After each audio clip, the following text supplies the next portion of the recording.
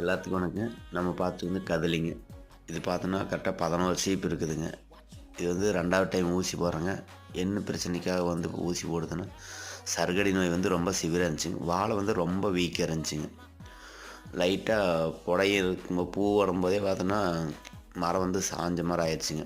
கீழே வந்து வேர்ல எதுவும் விஷயம் இல்லைங்க. ஒரு அளவுக்கு தான் இருக்குதுங்க. அதனால கீழே வேர் வழியே கொடுத்தா எந்த ஒரு இம்ப்ரூவ்மெண்ட் இருக்காதுன்னுக்காக, விவசாயம் நம்ம யூடியூப் சேனலை பார்த்து கூப்பிட்டுருந்தாப்பிடிங்க. ஊசி மருந்து பண்ணிட்டு இருக்கிறீங்க, வாழை வந்து இந்த மாதிரி இருக்குதுங்க, இந்த ஸ்டேஜ்லைங்க. அதனால் ஊசி மருந்து பண்ணால் நல்லா ரிசல்ட் இருக்குமான்னு கேட்டிருந்தாப்பிடிங்க. ஃபஸ்ட் டைம் போடும்போது நல்லா ரிசல்ட் இருக்குன்னு சொன்னேன், பண்ணிக்கலான்னு. இப்போ 2வது டைம் போட்டுருக்குறேங்க. இது ஆவரேஜாக பார்த்தோன்னா எனக்கு 11 சீப் வந்திருக்குங்க. புடை வந்த அளவுக்குங்க.